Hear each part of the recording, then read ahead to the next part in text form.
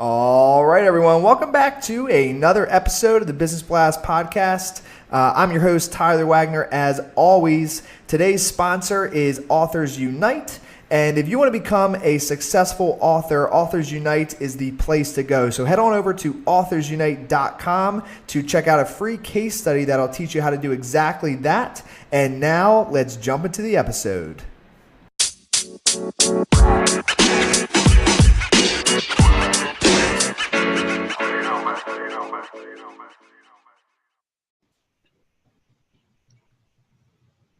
All right, everyone. Welcome back to another episode of the Business Blast podcast. I'm your host, Tyler Wagner.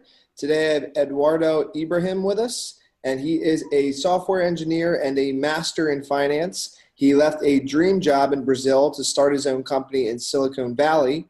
And the company's goal is to bring together behavioral economics and artificial intelligence to redefine the complex pricing model of the airline industry. He believes that our master skill is learning and that machine learning will make machines as capable as we are, rebuilding the world as we know it. So welcome to the show, man. Thank you, Tyler, for having me here. Of course. Grateful to have you on. So the first one I got for you today is, what is the best story from your life that has an underlying valuable message? I think leaving my job and start my own company was the great challenge in my life. Because when you are living for so many years in the only way people say to you that works, and then you give up all this status quo, you are getting another stage in life. In my case, I had a kind of public job in the biggest Brazilian company. So it was too hard to say to my family that I was giving up all the safety to risk everything and start from scratch to build something by myself. But now, after some results, they can see that it was a good decision. Yeah, very nice. And then what is the most valuable piece of information we should know that's within your expertise or industry? As a software engineer with a master in finance, as you said, the possibilities are very broad. And because of this, I decided to focus on some industries that I really like, which is travel. I think everyone likes to travel, but most of the people, they don't know how complex is that industry. Especially when you are talking about airlines. Their models are so fragile because they need a lot of money to run. And this is why we see so many bankruptcies and buyouts around the globe. It just happened in Brazil. Last month, one of the biggest airlines asked for financial rescue. They can run very well when the economy is good, but they are always getting in trouble when it doesn't happen.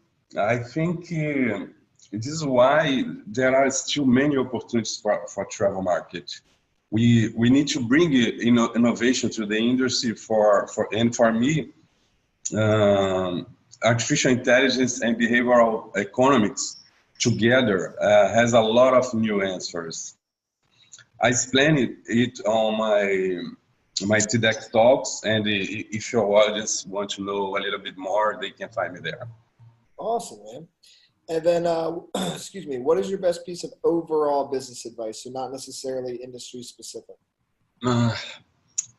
If you look at any industry and technology, there are a lot of opportunities out there, of course. But for me, the challenge is to stay focused on, because the results take a while to appear, and this is why you have to measure the progress, not only the final results, to be sure that you are on the way you plan to be, and you're not creating any disappointments along the way. Also, as an entrepreneur, we are always required to develop a wide set of skills. But I think you need to be recognized by something you're very, very good at. It can be sales, technology, manage people, or anything else. But this way you can attract good people to work with you and form a team, of course. Yeah. Now, for example, after the last election in Brazil, there are new investments come from everywhere, like China, Europe, and even States. There is a lot of excitement about that, and for me, in these moments, are still more important to focus on an opportunity that you're really passionate about. Otherwise, you have no energy to persist until you get the final results. And then the next one I got for you is if you could give your younger self one piece of advice, what would that be?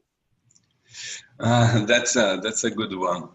I think if I could back in time, I probably would be sleeping in someone else's couch in Silicon Valley, rather than being a job that I really don't like just to pay my weekends, you know.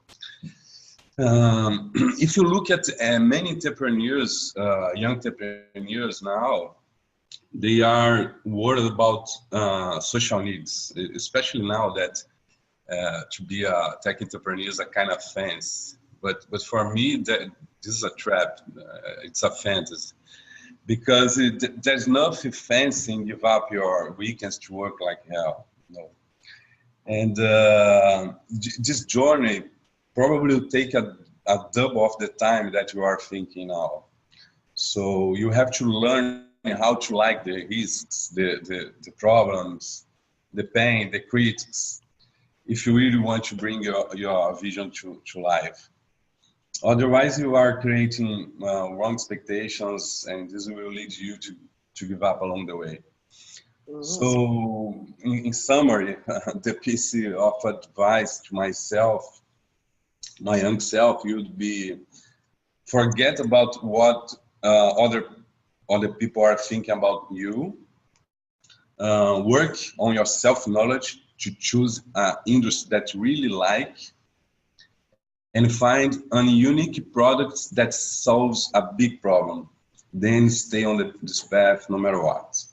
I would like to say this for my young self. Mm. And then, so kind of go now a little bit down a different path. In your opinion, what is the key to happiness? Yeah, also good question. For me, if you have something that makes you be looking forward every day, and you don't want to spend time with anything else, this is where your happiness is. It could be creating a company like I'm doing now, but also could be helping others, raise children, or just be meditating by yourself. There's no formula. I think that there's no key to happiness, but there's some way to avoid unhappiness, which is live the life you mean to be, your real life, without following any trend or society pressure. And then, what is the best book that you've read, and what was the number one thing you learned from that? There's a book that I always say that's the book of my life. The name is Sapiens. Many people know it because it's a bestseller from Yuval Harari, and also its sequence called Homo Deus, because he brings clarity about the human brain's evolution and explains a lot of the construction of our reality and how we can deal with this from a historical to a scientific perspective. And I think it's essential for any entrepreneur because if you want to know yourself, if you want to know the society and become more empathetic with your customers and teams, there's a lot of things to know there.